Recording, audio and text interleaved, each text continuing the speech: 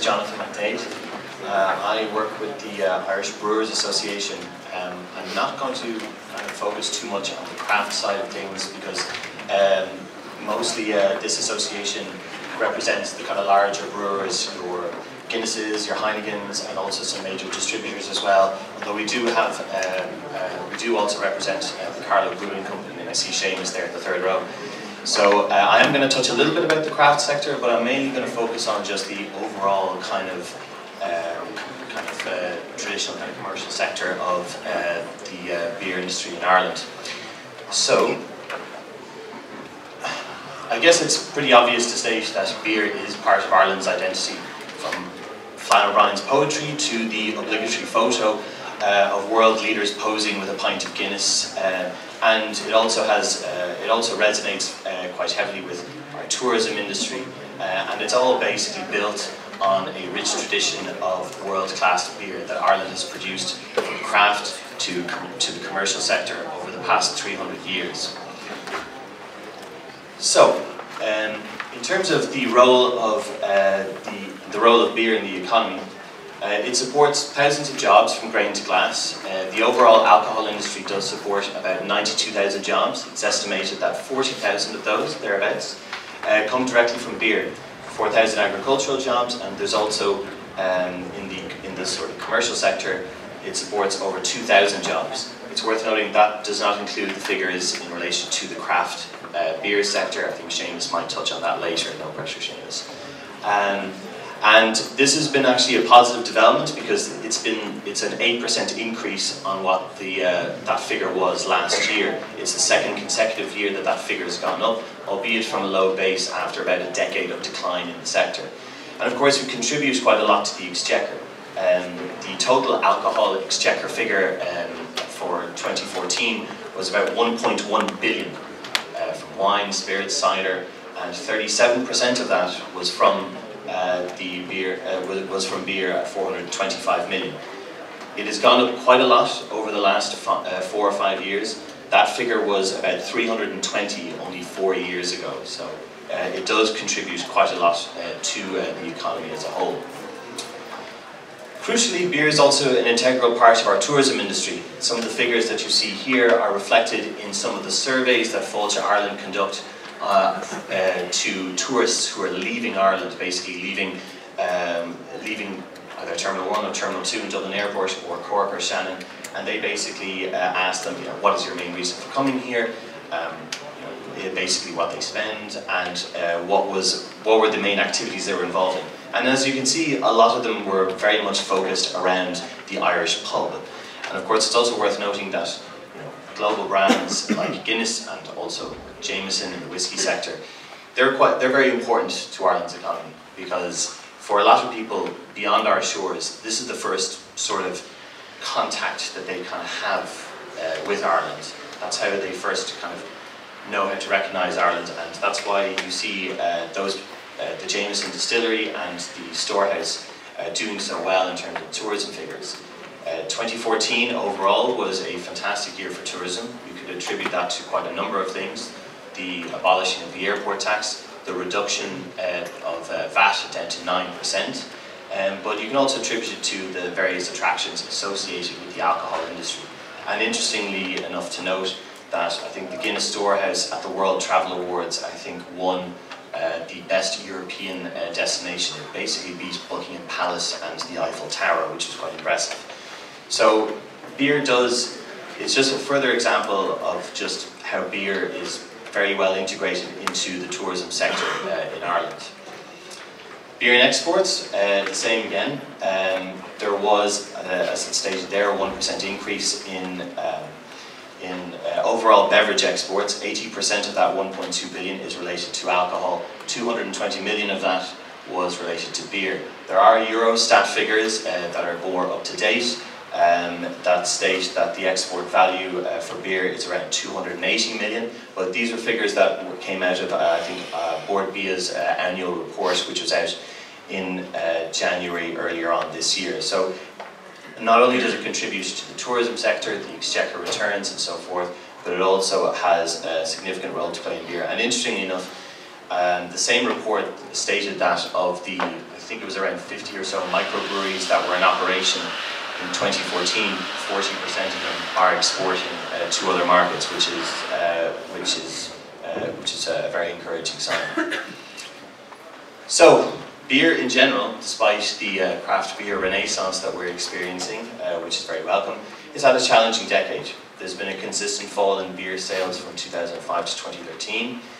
This can be attributed to a number of things. One, mainly, that alcohol consumption from 2001 is down 25%. It's a huge, huge fall. As well as that, you can also attribute that to the economic decline in 2008. And also you've got kind of changing consumption patterns as well. More people are drinking wine, less people drinking beer. It was 56% of the alcohol market share was beer in 2000. I think it was up to around 68% 10 years before that. And now it's been sort of down at about 47%. So that's just an indication of how things have been quite challenging for the sector in total. Threats to the industry, well, there's two main things. One is excise. Ireland pays the third highest rate of excise on beer in Europe. Just behind the UK, the number one is Finland. We pay 11 times more on excise than Germany. There have been a number of increases in excise to beer over the last I think in 2 budgets over the last 4 years. I think it's overall an increase of around 42% on excise. And of course, another sort of looming threat, price-wise, is the possible introduction of minimum unit pricing on all alcohol that'll be contained in the forthcoming alcohol bill.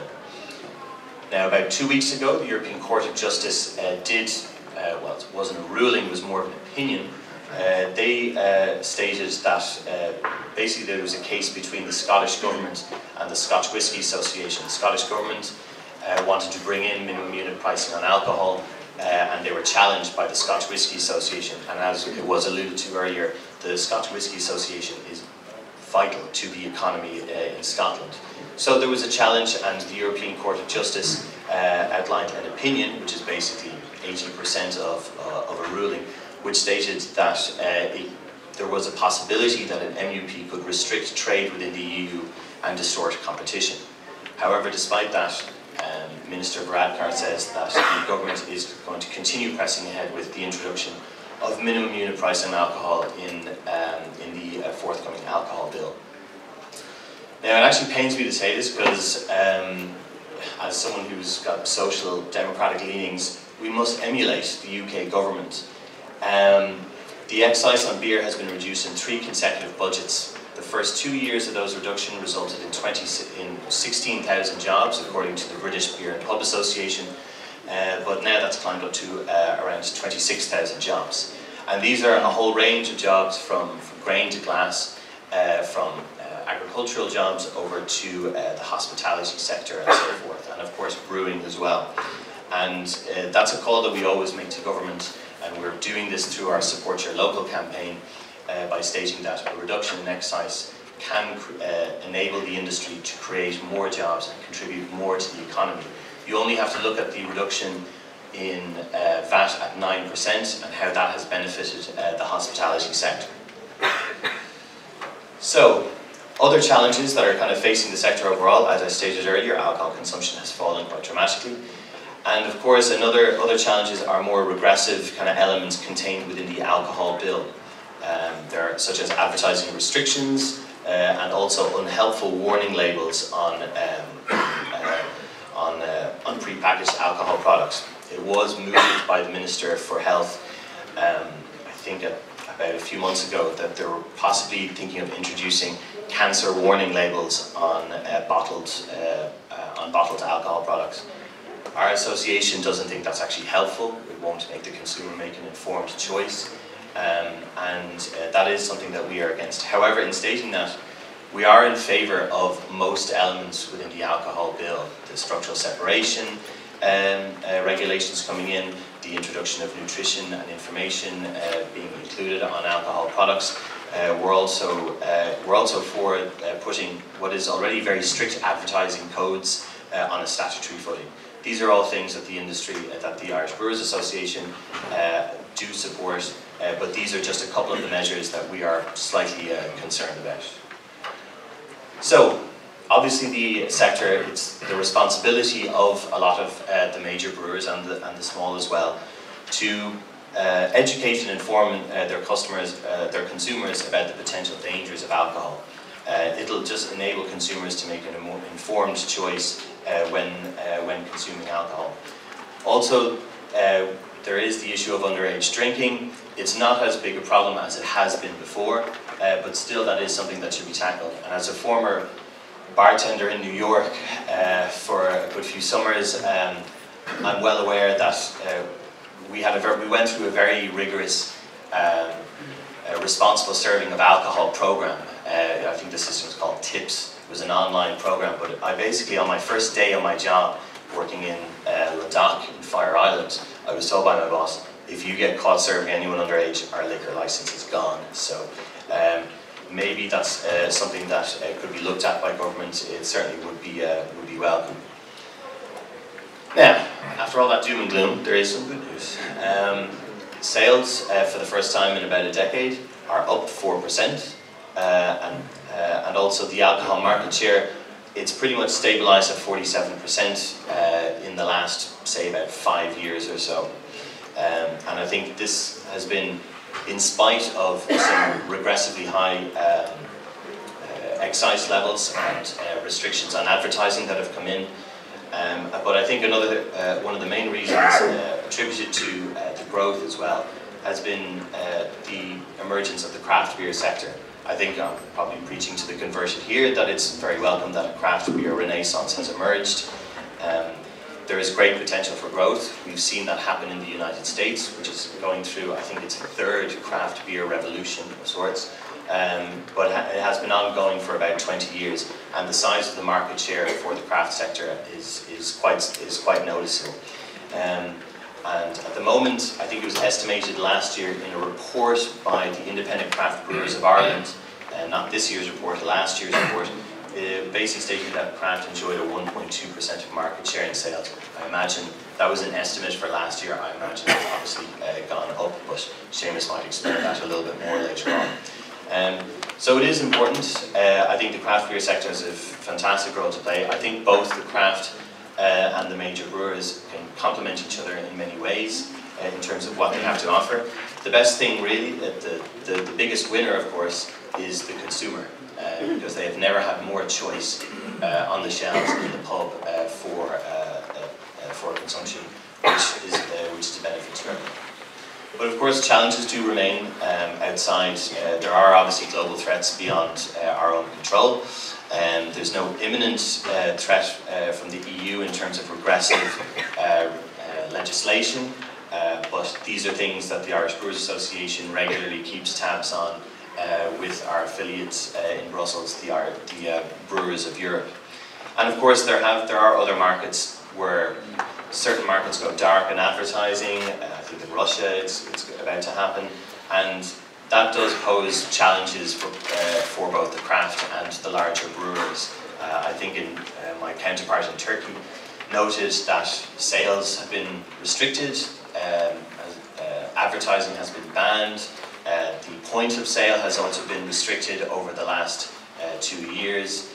Despite all that, there's been record beer sales in Turkey, so I don't know, it's interesting that that's actually come about. And just to conclude that there is great potential for the sector, as evidenced by the increase in employment in the sector and also its contribution to the economy. I think it's crucial that from a legislative point of view that if we have sustainable legislation, everybody benefits, both the innovative craft sector and also the major brewers as well. Thank you.